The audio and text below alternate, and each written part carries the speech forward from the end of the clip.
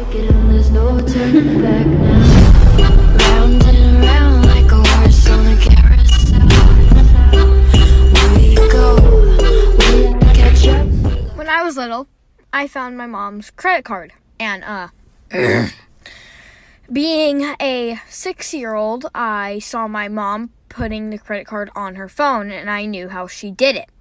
So, I decided that I was going to put it on my phone. So, I put it on my phone, and I was downloading Roblox, because I thought, hey, I can play with my friends here.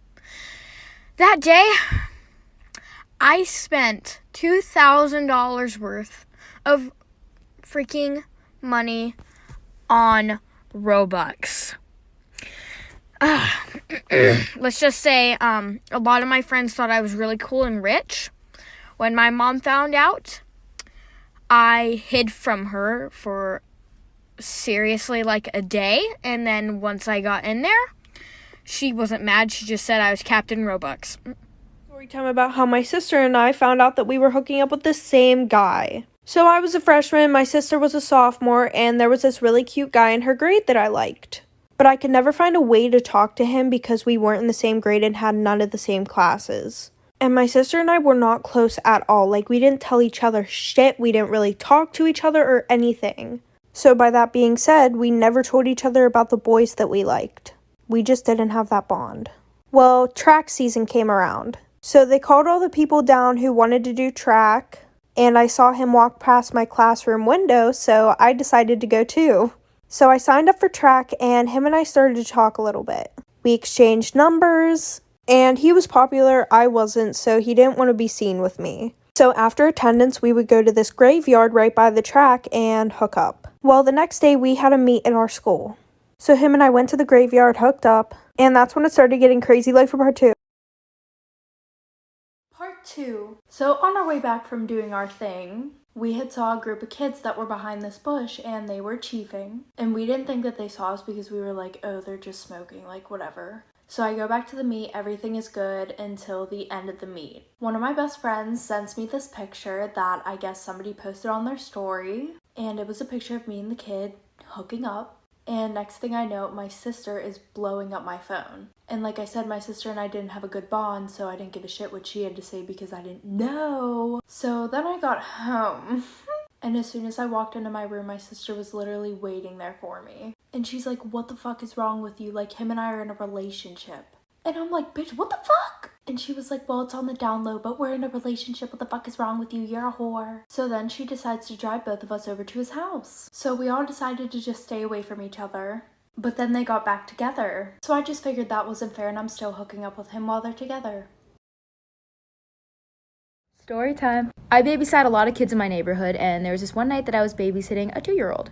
It was around 10 o'clock at night, so the kid was sleeping, and I was just sitting in the living room. In the living room, there was a big TV, a couch, and then behind me, it was a wall with a giant window. So it was really late at night, I had nothing to do, so I was Snapchatting my friends. If you Snapchat anybody, I'm sure you know that sometimes you Snapchat really fast. You don't even know or look at what you're sending. I was mass snapping all my friends, and then one of them replied 10 minutes later. And he said, who's that guy behind you? And I turned around and no one was there, so I'm like, he's playing a joke on me. But then I get another Snapchat from this friend I had, and she lives all the way across the country. They don't know each other. And she said, I think there's someone outside.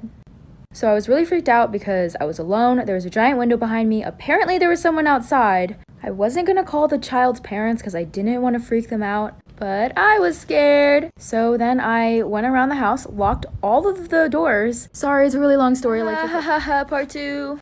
So yeah, there was a guy outside the window. So yes, I did lock all the doors and everything. I made sure everything was secure. I closed the blinds. So for the rest of the night, nothing else really happened other than this really weird thump. It was like someone was knocking on a window. Allow me to demonstrate.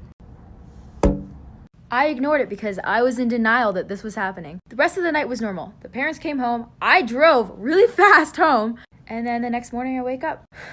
And apparently, an old man with Alzheimer's had escaped from his little home. I did not know this because it was dark outside, and even if I did see him outside the window, I wouldn't have known this. But he was naked. Naked. So it wasn't like a mass murderer outside the window, but it was a naked man with Alzheimer's looking at me through a window. It's not every teenage girl's dream, but it's really weird just knowing that a naked old man was staring at me. Story time about how I found out that my boyfriend was trying to get with another girl on Valentine's Day. Okay, there's a lot that goes into this story time, so let me break it down for you real quick. I was a sophomore and my boyfriend and I had been dating for about 4 months now, and he was a junior. Well, there was this girl that he was for some reason obsessed with in his Spanish class. She was a freshman, and I know you're probably thinking, oh, well, how did you know he was obsessed with her? Well, he would Snapchat this girl 24/7. Even his friends told me he was obsessed with her. So I talked to him and I told him I was uncomfortable with how much he was talking to this girl. And he said, oh, okay, I'm sorry, I'll block her. Now, I didn't ask him to do that, but it made me feel more confident in how he felt about me. Well, Valentine's Day comes around, and we didn't talk all day until he came to pick me up. I wished him a happy Valentine's Day and got left undelivered. So we get to the restaurants and we decide to put our phones at the end of the table so that way we would be more focused on each other. Well, he goes to the bathroom and then I see this name pop up on his phone. Like for part 2. So, like I said, I saw this name on his phone, and there was something special about this name. So, whenever I kept streaks, I would put the word streak, and then an emoji, and then the person's name. And he got the idea that instead of keeping her name, he would put it as streak. So I was like, that's really fucking weird. And at first I was like, what the fuck? So I opened his phone, and what do you know? It's from that girl. And she was replying back to a big paragraph that he sent her. And we had school that same day. So at 6:30 in the morning, this girl got a big paragraph from my boyfriend about how she's such a beautiful, amazing girl, and that she deserves somebody who's gonna take her out and buy her flowers and stuff. And how if she wanted to go out to dinner, let him know. He took an extremely long time in the bathroom, so the waiter came to our table. So I ordered $300 worth of food for myself. So when he came back, I told him that I had to go call my mom, and I left. And he was stuck with a $400 bill. Okay, so this is a story time of when I worked at this fast food restaurant. So I was a lobby closer after I got out of school. I go to work and I wouldn't get out till like 12 or 1 in the morning. At this store, lobby closed at 10 p.m. and one of the rules were that at 10 you lock the doors and no one is allowed to come in at all. So this one night it was raining outside. It was already past 10 and I hear someone knocking on the door. So I look up to see who's knocking and I see this girl. She looks like she's 16 or 17. Her hair is where her clothes is wet and she waves at me and she points at the door.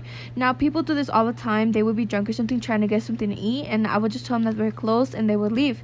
So I mouth, we're closed, and I see her say please and she points at her chest. So I walk up to the door and this is a glass door, so when you're close you could hear the other person talking, and I say your chest and she says yes, I can't breathe. So instantly I'm like, well shit, I'm not gonna leave her out in the rain not breathing. So I call for my manager and I let him know that I'm gonna let her in, and he's not happy about it but he lets me do it anyways. So as soon as I open the door she walks in and this is when things took a turn. Okay, I'm so sorry for taking forever to post part 2. I was not expecting this video to blow up. I literally woke up to all of you commenting.